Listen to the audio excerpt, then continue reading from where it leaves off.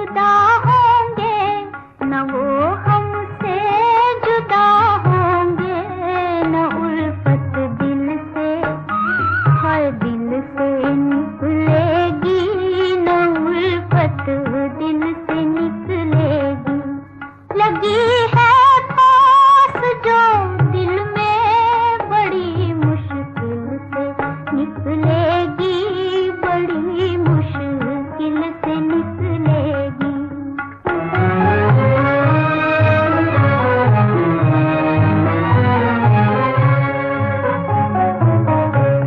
उन्हीं के थे, उन्हीं के हैं, उन्हीं पर मर मिटेंगे हम, उन्हीं पर मर मिटेंगे हम। बहुत पछताएगा जालिम ज़माना, हमको देकर गम, ज़माना हमको देकर गम। सितम जितने भी हैं सब खाक में मिल जाएंगे उस दम। मुहब्बत आह बनकर जब हमारे दिल से निकलेगी, हमारे दिल से निकलेगी। न वो हमसे जुदा होंगे, न उल्फत दिल से, हर दिल से निकलेगी, न उल्फत दिल से निकलेगी।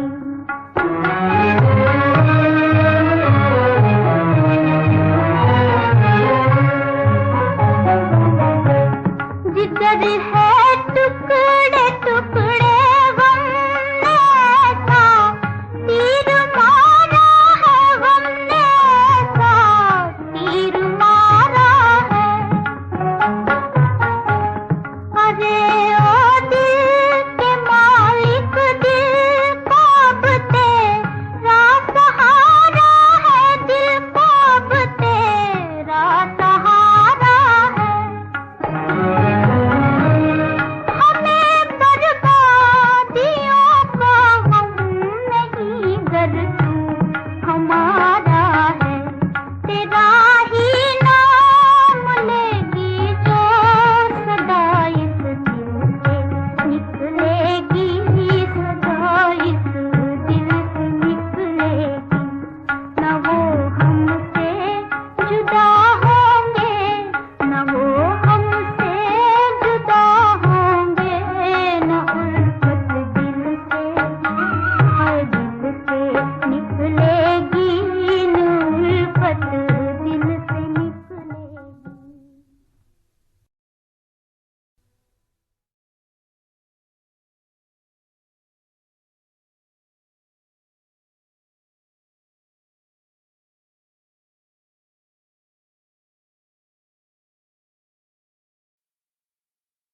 ओम शांति।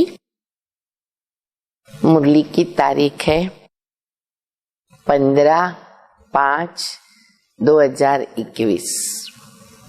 हम सभी अभी बाबा की मुरली सुन रहे थे, सॉरी बाबा का गीत सुन रहे थे। अभी गीत तो खैर अज्ञानी मनुष्यों ने बनाया, लेकिन ये गीत इतना अच्छा है और उस गीत का अर्थ भी इतना अच्छा है।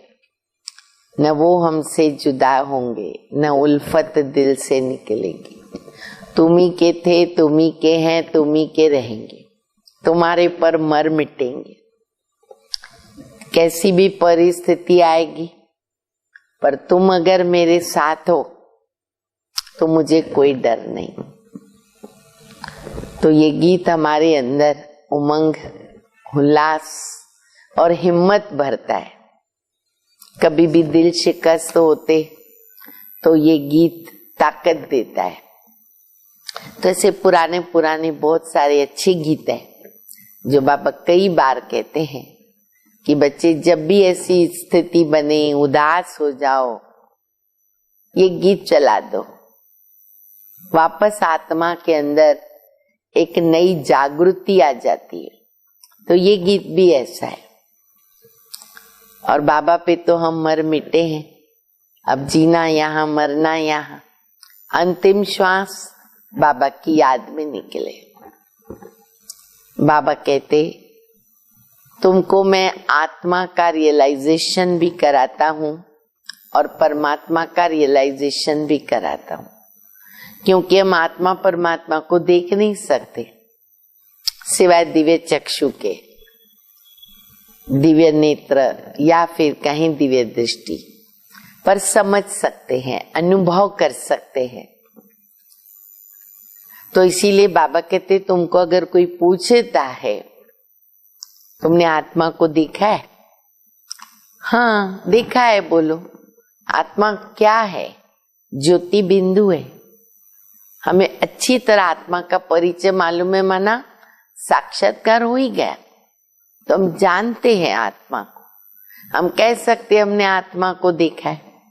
ऐसी बहुत अच्छी मीठी मीठी बातें भक्ति मार्ग और ज्ञान मार्ग बाबा मुरली के अंदर बताते रहते हैं। और बाबा ये भी कहते, आज मुरली में बच्चे मुरली की पॉइंट्स नोट करो, रिपीट करो, उसको पढ़ो ताकि पक्का हो जाए। सवेरे सवेरे उठकर बाबा को याद करो। कल भी बाबा ने मुरली में ये बात बताई कि अगर बाबा की मदद चाहिए, बाबा की याद ऑटोमेटिक आती रहे, तो उसका मुख्य समय है अमृत वेला। आज भी बाबा कहते हैं बच्चे सवेरे सवेरे उठकर बाबा को याद करो। मीठी मीठी शिक्षाएं बाबा की मुरली में सुनेंगे। मिठे बच्चे, तुम यहाँ आए हो सेल्फ रियलाइज करने। सेल्फ रियलाइजेशन, आत्मा की अनुभूति। तुम अपने को आत्मा समझ, परमात्मा बाबा से सुनो। तुम अपने को आत्मा समझ, परमात्मा बाप से सुनो। देही अभिमानी रहने का अभ्यास करो। मुख्य बात है देही अभिमानी होकर रहना। बार बार दिन भर में इसकी प्रैक्टिस अभी हम बच्चों को करते रहनी है। प्रश्न है, कई बार बच्चों से कोई पूछते हैं, कई बार बच्चों से कोई पूछते हैं कि तुमने आत्मा का साक्षात्कार किया है? तो तुम उन्हें कौन सा उत्तर दो? बोलो, हाँ हमने आत्मा का साक्षात्कार किया है। आत्मा ज्योति बिंदु है। आत्मा में अच्छे बुरे संस्कार हैं। आत्मा की सारी नॉलेज हमको मिली है। आत्मा की पूरी डिटेल नॉलेज, ज्ञान हमारे पास है। जब तक आत्मा का साक्षात्कार नहीं किया था ना, तब तक हम देह अभिमान में थे। अभी हमें परमात्मा के द्वारा गॉड रियलाइजेशन और सेल्फ रियलाइजेशन दोनों हुआ। आत्मा का भी अनुभूति हुई और परमात्मा की भी अनुभूति हुई, और दोनों को हमने समझा, अर्थात हमने साक्षात्कार कर लिया। गीत सभी ने सुना, न वो हमसे जुदा होंगे। ओम शांति। मीठे मीठे रूहानी बच्चों ने गीत सुना। रूहानी बच्चे कहते हैं शरीर के द्वारा, ऐसे कोई कभी नहीं कहेंगे कि हम मर मिटेंगे साधु संतों के ऊपर। ऐसा तो कोई नहीं कहेगा। मर मिटते हैं बाबा के ऊपर, साजन के ऊपर। बच्चे जानते हैं हम उनके साथ जाएंगे, ये शरीर हमें छोड़ देना है। बाबा के साथ जाएंगे, शरीर यहाँ छूट जाएगा। इसीलिए कहते हैं ये शरीर छोड़कर हम चले जाएंगे बाबा के साथ। बाबा आए हैं साथ ले जाने। बाबा आए इसीलिए कि हमको पावन बनाकर साथ ले जाएंगे। ये बहुत समझ की बात है। बच्चे बुलाते हैं कि हम पतितों को आकर के पावन बनाओ। फिर क्या करूं? बाबा कहते बच्चे बुलाते कि आओ हमें पावन बनाओ। फिर क्या करूं, यहाँ तो नहीं छोड़ के जाऊंगा, मुझे बुलाया, मैं आया, तुमको पावन बना रहा हूं, छोड़ के थोड़ी जाऊंगा, साथ में लेके जाऊंगा। ये सारी दुनिया पतित है, इस पतित दुनिया से पावन दुनिया में ले जाने के लिए ही तो बाबा आया है। हम आत्माओं को साथ में लेके जाएंगे। सब रेडी है ना अभी बाबा के साथ चलने के लिए? अगर आज भी बाबा आज्ञा देवे, श्रीमत देवे, फरमान करे तो रेडी, बिल्कुल रेडी। ये सारी दुनिया विशेष है, यह भी तुम जानते हो। तुम किसको विकारी पतित कहेंगे ना तो लोग बिगड़ पड़ेंगे। बाबा कहते हैं ना, देवताओं के आगे भले कहे हम नीच है, हम पापी है, हम कपटी हैं। चोर कहेगा मैं चोर हूं, लेकिन उसको अगर बोलो भिखारी हो, पतित हो, चोर हो, तो नहीं सुन सकेंगे, झगड़ा करना शुरू कर देंगे। मनुष्यों को समझाना है बड़ा युक्ति से, इसलिए ढंग से बताना पड़े, इनडायरेक्टली बताना पड़े कि हम भिखारी हैं, हम पतित हैं। महिमा एक बाबा की करे, ये जरूर ध्यान दे। किसको भी समझाते समय बाबा की खूब खूब महिमा करे, क्योंकि बाबा की महिमा तो वो एग्री करने ही वाला है। अभी तुम बच्चों को नॉलेज मिली है, बड़ी समझ से बात करनी है। समझाने के लिए भी बाबा कहते हैं ना, ट्रेनिंग लेनी चाहिए, शौक भी होना चाहिए सेवा का, लेकिन शौक के साथ ढंग भी सीखना पड़े, लेकिन करना भी है। कहाँ देखते हो ना प्रश्न उत्तर करते। मान लो आपने थोड़ा ट्रेनिंग लिया और फिर आपको आज्ञा मिली कि भाई किसको समझाओ, कोर्स करो, कोर्स कराओ उनको, आप करा रहे हो। बाबा कहते मान लो वो डिस्कस करता है या कई प्रश्न उसके मन में आते हैं, वो पूछता है और हमें उसका उत्तर बराबर अभी नहीं आता देने, तो उनको देही अभिमानी होकर निसंकोच उसको बताओ कि हम अभी कच्चे हैं, बड़ी बहन आकर के ना आपको रिस्पॉन्ड करेगी, उसमें शर्म नहीं करनी चाहिए। अभी हम पढ़ रहे, हम भी सीख रहे, आपने प्रश्न किया बहुत अच्छा, आपको उत्तर जरूर मिलेगा। हमारे से जो वरिष्ठ है, सीनियर है, वो आपको बताएंगे, तो ऐसे भी बता सकते हैं। तुम कहते हो शिव बाबा समझाते, भगवान वाच्य, मनुष्य तो सब पतित है। पतित को भगवान तो नहीं कह सकते ना, पतित पावन बाबा को बुलाते हैं, क्योंकि हम पतित है। देहधारियों को भगवान नहीं कह सकते हैं, भगवान निराकार शिव को कहा जाता है। शिव के मंदिर भी तो बहुत है, आप देखेंगे गांव गांव में, एक छोटा सा गांव होगा ना, भले 100-200 लोग भी रहते होंगे ना, कहाँ न कहाँ उन्होंने लिंग स्थापित जरूर किया होगा। ये भी ड्रामा में नूंद है, क्योंकि वो सबका बाप है। पहले पहले जब एक बात को समझ लेवे ना, तो वो फिर ठहर सकेंगे। आत्मा परमात्मा को अगर अच्छी तरह उसने समझ लिया, तो बाबा कहते आगे वो ध्यान से सुनेगा। पहले पहले बताओ, शिव भगवान वाच्य, शिव बाबा कहते हैं बच्चे माँ में कम याद करो। ये संदेश जरूर दो बाबा का परिचय दे करके कि अभी शिव बाबा कहते हैं मुझे याद करो। उनको अपना शरीर तो है नहीं, ब्रह्मा विष्णु शंकर को भी अपना सूक्ष्म शरीर है, देखने में तो आता है। आकारी शरीर जो होता है वो भी दिखाई देता है, निराकार दिखता नहीं है, ये तो देखने में नहीं आता। तो उनको कहते परम पिता परमात्मा। तुम भी कहेंगे कि हम आत्मा एक शरीर छोड़ दूसरा लेता हूं। तुमने अपनी आत्मा का साक्षात्कार किया है, भक्ति मार्ग में साक्षात्कार के लिए ना नौधा भक्ति करते, कितनी तपस्या, ऐसी नौधा भक्ति करते, साक्षात्कार कराओ कराओ कराओ, उस जिद पर बैठे रहते हैं।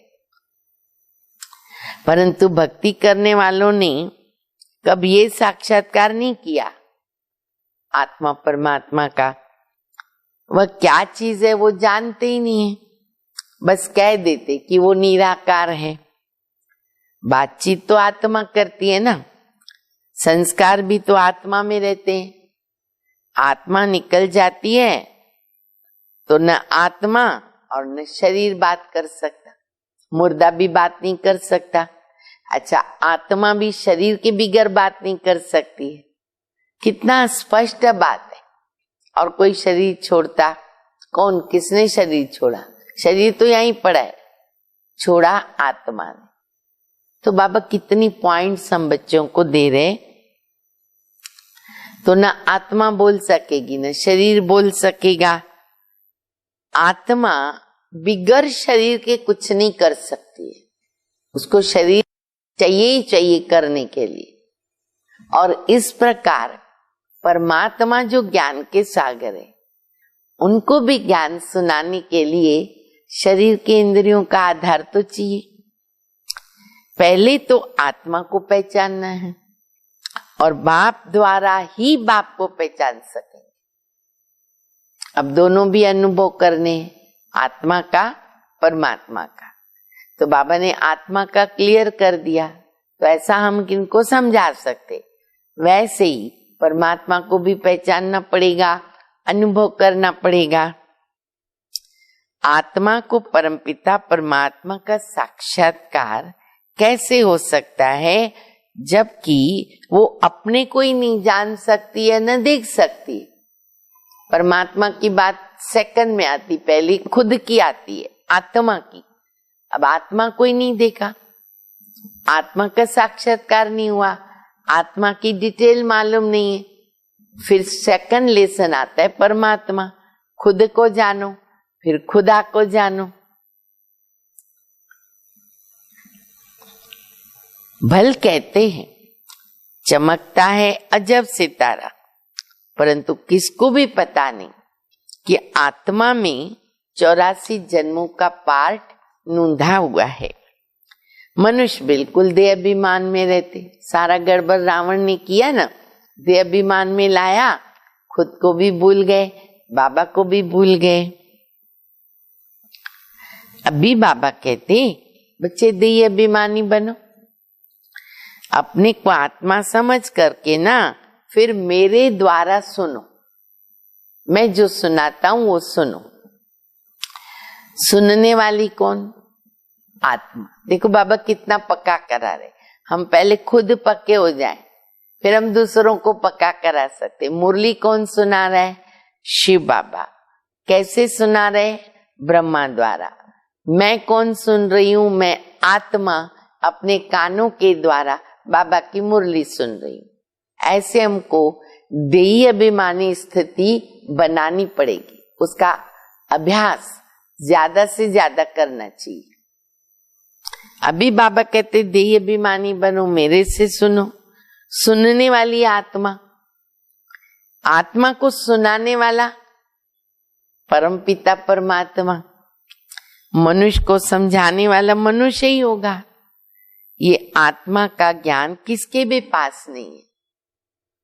इसलिए कहते हैं ना, पहले आत्मा को जानो, सेल्फ रियलाइज करो। जो भी नया आएगा बाबा के घर में भी, अगर कोई आत्मा कोई व्यक्ति आएगा तो पहले उनको क्या बताना पड़ेगा? खुद को पहचानो, आत्मा रियलाइज करो अपने को। आत्मा का परिचय देते ना अपन, आत्मा खुद कहती है। आत्मा को हम रियलाइज कैसे करें? ये थोड़ी किसको पता है कि हमारी आत्मा में कैसे सारा पार्ट भरा हुआ है। 84 जन्म, अमिट, न कभी मिटने वाला, अविनाशी। साधु सन्यासी भी तो कोई बता नहीं सकते हैं। बाप को आकर बच्चों को सेल्फ रियलाइज कराना पड़ता है। बाबा ने कराया ना हम सभी बच्चों को, अच्छी तरह हमने साक्षात्कार कर लिया, अनुभव कर लिया। बाबा कहते अपने को आत्मा समझकर मुझ निराकार परम पिता परमात्मा से सुनो। आत्मा और परमात्मा जब मिले तब ये बातें हो सके। दुनिया को तो पता ही नहीं है कि परम पिता परमात्मा कब आएंगे, कैसे आकर के समझाएंगे। चलो, अधर्म के समय भगवान आता है, सुन लिया, यदा यदा धर्म से, फिर कृष्ण बुद्धि में आएगा। अच्छा, भगवान आएगा तो भी कैसे आएगा? न जानने के कारण मतभेद में आ जाते हैं। उन सब का मदार है शास्त्रों पर। बाबा कहते उनसे न तुम मुझे रियलाइज कर सकते हो और न तुम अपने को रियलाइज कर सकते। जो भी हमने खुद को, खुदा को पहचानने का आधार लिया भक्ति मार्ग में, शास्त्र आदि, बाबा कहते न उनसे तुम मुझे मिल सकते हो, न खुद को समझ सकते हो। कोई अनुभूति हुई भी नहीं हम लोगों को, हम सब अनुभवी है। 63 जन्म हम भक्ति करते आए। वह तो कह देते आत्मा सो परमात्मा। ऐसे कहने से क्या होता है? हमको पतित से पावन कौन बनाएगा? त्रिकालदर्शी कौन बनाएगा? कोई भी आत्मा और परमात्मा का ज्ञान दे नहीं सकते हैं। इसीलिए तुम कहते हो जो आत्माएं अपने बाबा को नहीं जानती है ना, वो नास्तिक है। ये शब्द बाबा ने इसीलिए दिया। भले वो भक्ति करती हैं पर न आत्मा को जानती है न परमात्मा को जानती है, तो बाबा कहते वो है नास्तिक। वो फिर कह देते कि जो भक्ति नहीं करते हैं वो नास्तिक। इसलिए फैला दिया कि ब्रह्मा कुमारी है न नास्तिक है, और वहां जाने से भक्ति छूट जाती है। न वो भक्ति करवाती है न भक्ति से छुड़वाती है, यहाँ तक कि साधु संत महात्मा गुरुओं से भी छुड़वा देती है। तो नास्तिक समझते, तो दुनिया समझती हम नास्तिक और हम समझते दुनिया नास्तिक। ये भी देखो कैसे वंडरफुल खेल है। अब तुम बच्चे भक्ति नहीं करते हो, भगवान मिल गया हम बच्चों को। तुम्हारे पास चित्र बहुत अच्छे हैं, चित्रों पर समझाया जाता है। कोई ने वर्ल्ड के नक्शे देखे नहीं होंगे तो भला उनको क्या पता कि लंदन कहाँ, अमेरिका कहाँ। हाँ, नक्शे में ही दिखाते हैं ना, तो समझना इजी हो जाता है। तो बाबा कहते बच्चे बाबा ने चित्र क्यों बनाए? इसीलिए बनाए कि हम उन चित्रों को देखकर जल्दी समझ सके। जब तक टीचर बैठकर मैप के ऊपर नहीं समझावे तब तक कैसे समझेंगे? चलो देख भी लिया, फिर भी उसका वर्णन तो करना पड़ेगा टीचर को। इसीलिए तुमने ये चित्र बनवाए हैं, परंतु डिटेल में कोई समझ नहीं सकते। हम समझाएंगे तो समझेंगे, देखने से डिटेल समझ में नहीं आएगा।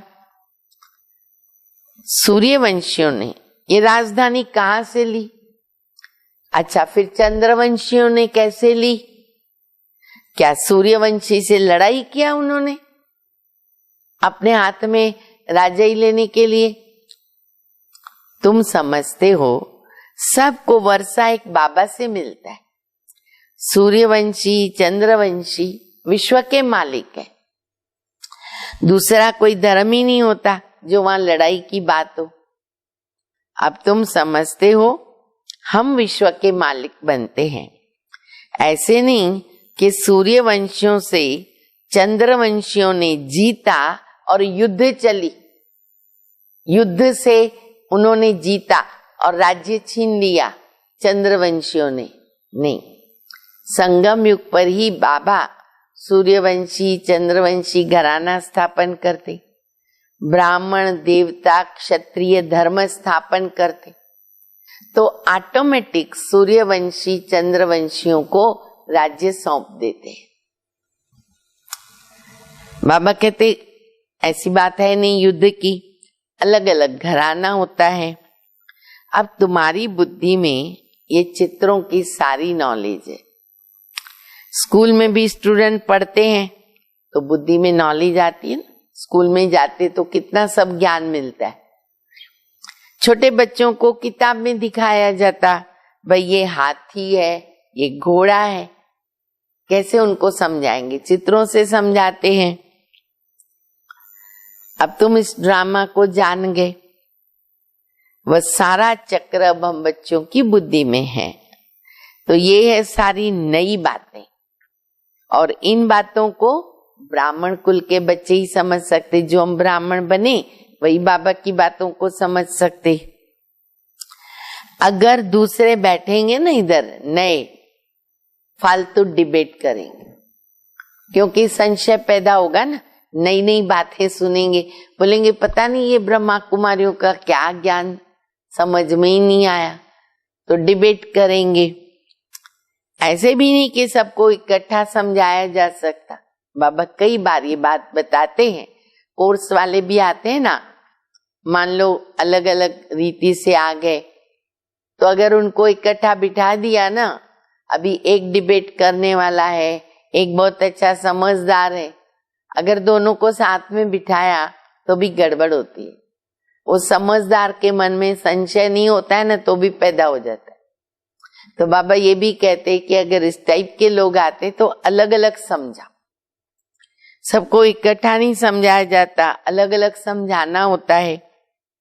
कायदा भी है, पहले बाबा को, आत्मा को समझो, फिर क्लास में बैठे तो कुछ समझेंगे, नहीं तो कुछ भी समझ नहीं सकेंगे, संशय उठाते रहेंगे।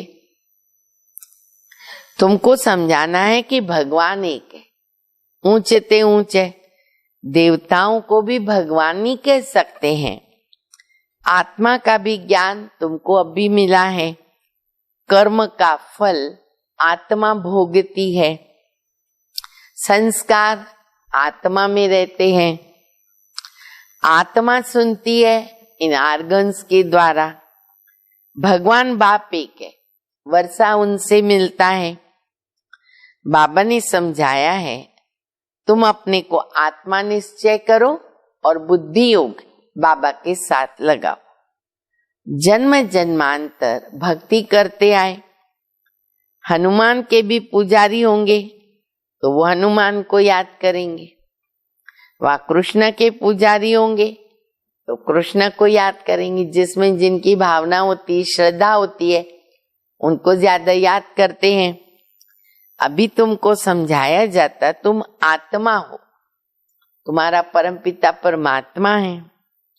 उनको याद करने से ना बाबा से वर्षा मिलेगा। जो बाप स्वर्ग का रचयिता है तो फिर हमको तो स्वर्ग मिलना चाहिए, हम स्वर्ग में होने चाहिए। भारत तो स्वर्ग था, अभी तो स्वर्ग है नहीं, जो राजाई हो। नरक में तो रावण की राजाई है। हमारी राजधानी कैसे चली, फिर कैसे नीचे उतरे, कुछ भी नहीं जानते। अब तुम जानते हो, पुनर्जन्म लेते लेते हमको नीचे तो उतरना ही है।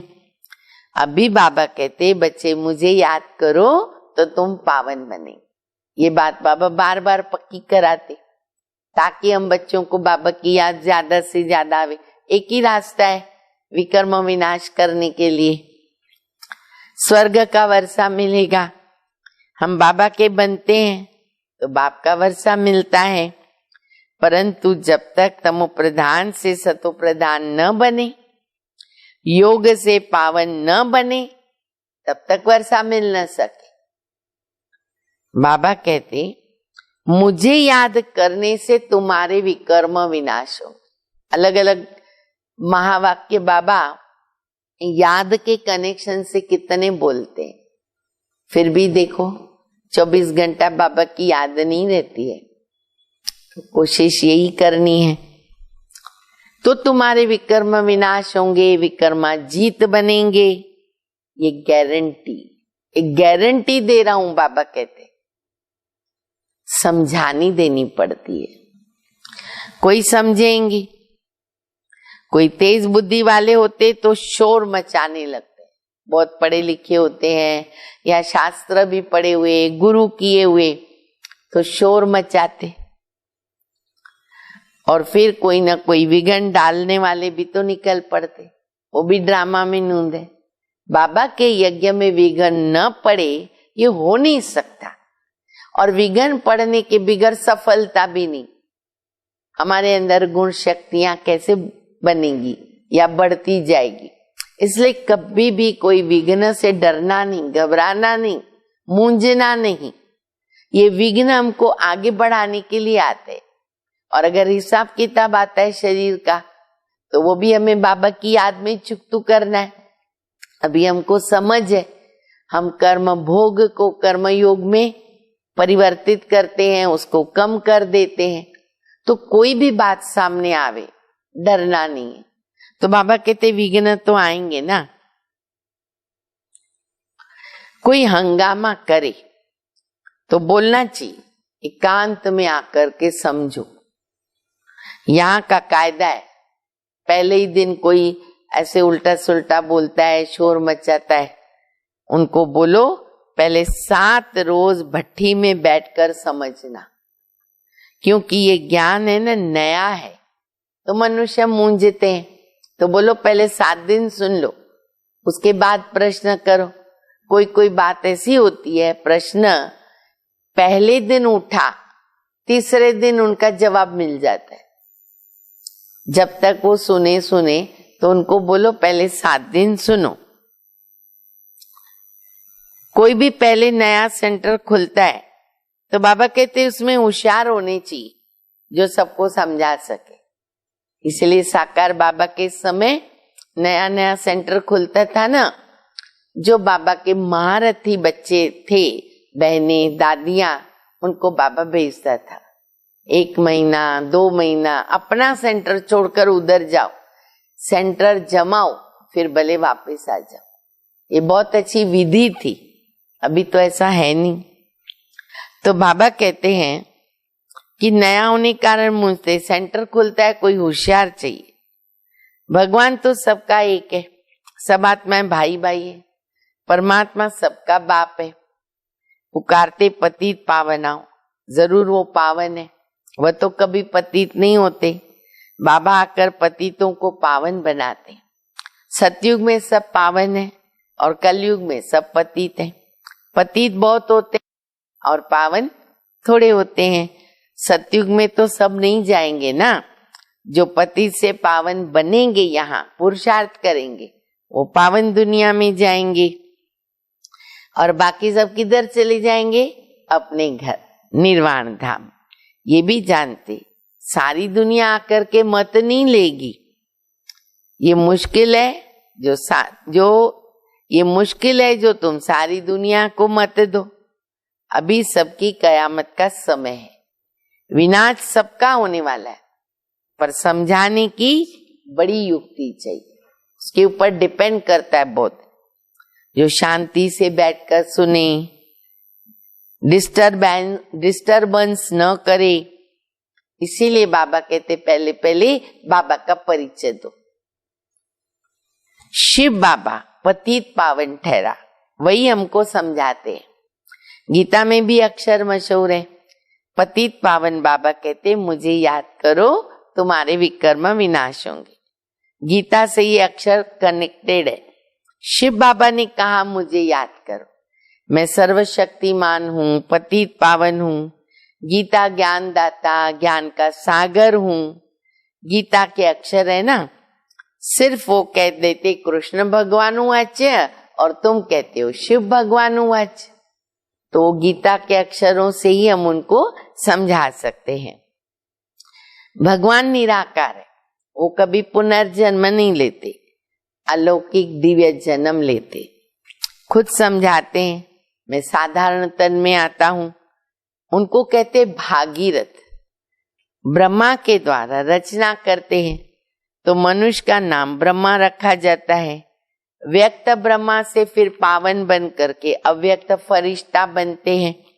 बाबा आते पतितों को पावन बनाने, तो जरूर फिर पतित दुनिया पतित शरीर में ही तो आना पड़ेगा ना। ये डिटेल की समझानी है, ये है डिटेल बातें, पर पहले समझाओ। भगवान कहते हैं कल्प पहले मौफक मुझे याद करो, तुम्हारे विकर्म विनाश होंगे, पतित से तुम पावन बन जाओगे। तुम गाते हो पतित पावन आओ, गंगा तो है ही है, तुम पुकारते हो तो जरूर कहाँ से तो आएंगे ना। पतित पावन आते हैं, पतित से पावन बनाने का पार्ट बजाने। बाबा कहते तुम पावन थे, फिर तुम्हारे में खाद पड़ी, अब वो खाद कैसे निकलेगी? बाबा की याद से। तुम पवित्र बनेंगे, पवित्र दुनिया में जाएंगे, पतित दुनिया का विनाश हो जाएगा। जो समझाया जाता है उसे अच्छी तरह धारण करना है। हम तो सिर्फ ऊंचते ऊंच बाबा की महिमा करते हैं।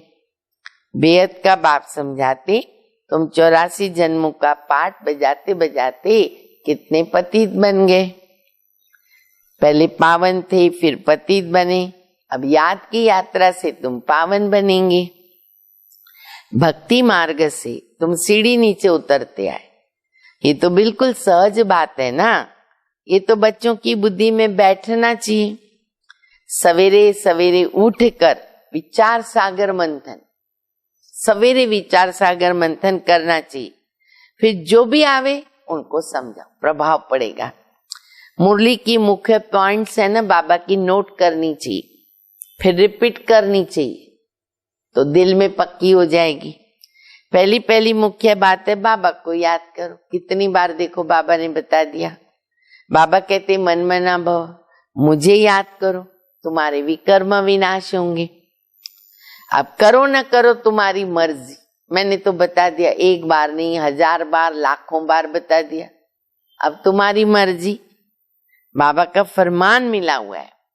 पावन दुनिया में चलना है तो फिर पतित दुनिया में से बुद्धि का योग हटाना पड़ेगा। बुद्धि का योग पुरानी दुनिया में नहीं चलेगा, विकार में भी नहीं जाना है। समझानी तो बहुत मिलती रहती है, भिन्न भिन्न प्रकार से बाबा मुरली में समझाते रहते हैं। अच्छा, मीठे मीठे सिकेल दे बच्चों प्रति माता पिता बाप दादा का याद प्यार। Good morning. रूहानी बाप की रूहानी बच्चों को नमस्ते। हम रूहानी बच्चों की रूहानी बाप को, माता पिता बाप दादा को याद प्यार, गुड मॉर्निंग और नमस्ते। धारणा के लिए मुख्य सार है, पहला, सवेरे सवेरे उठकर विचार सागर मंथन करना है। देखो कौन कर रहा है विचार सागर मंथन सवेरे सवेरे उठकर। हाँ, उसके बहुत फायदे होते हैं। देखो करते हो बराबर, नहीं तो करो। बाप जो सुनाते उसको नोट करो, रिपीट करो, दूसरों को सुनाना है। सबको पहले पहले बाबा का परिचय दो। पहली मुख्य बात है बाबा का परिचय। दूसरा, पावन दुनिया में चलने के लिए इस पतित दुनिया से बुद्धि योग निकाल देना है, वरदान है। मनसा के महादान द्वारा हर संकल्प की सिद्धि प्राप्त करने वाले मास्टर सर्वशक्तिमान भव। जो बच्चे मनसा द्वारा शक्तियों का दान करते हैं उन्हें मास्टर सर्वशक्तिमान का वरदान प्राप्त होता है। क्योंकि मनसा द्वारा शक्तियों का दान करने से संकल्प में इतनी शक्ति जमा हो जाती है जो हर संकल्प की सिद्धि प्राप्त होती है। इसलिए मनसा पावरफुल होनी चाहिए। वे अपने संकल्पों को जहां चाहे वहां 1 सेकंड में टिका सकते हैं। संकल्प उनके वश होते। इतना हमें हमारे मन इंद्री को अपने अधीन रखना है। वे अपने संकल्पों पर विजयी होने के कारण चंचल संकल्प वाले को भी थोड़े समय के लिए अचल और शांत बना सकते। स्लोगन है, निरंतर एक बाप के संग में रहो। चलते फिरते उठते बैठते भी एक बाप के संग में रहो, संग दोष से बच जाएंगे। ऑटोमेटिक संग दोष से बचेंगे, क्योंकि बाबा के साथ हमारा बुद्धि योग लगा रहेगा, तार जुटी हुई रहेगी। अच्छा, ओम शांति।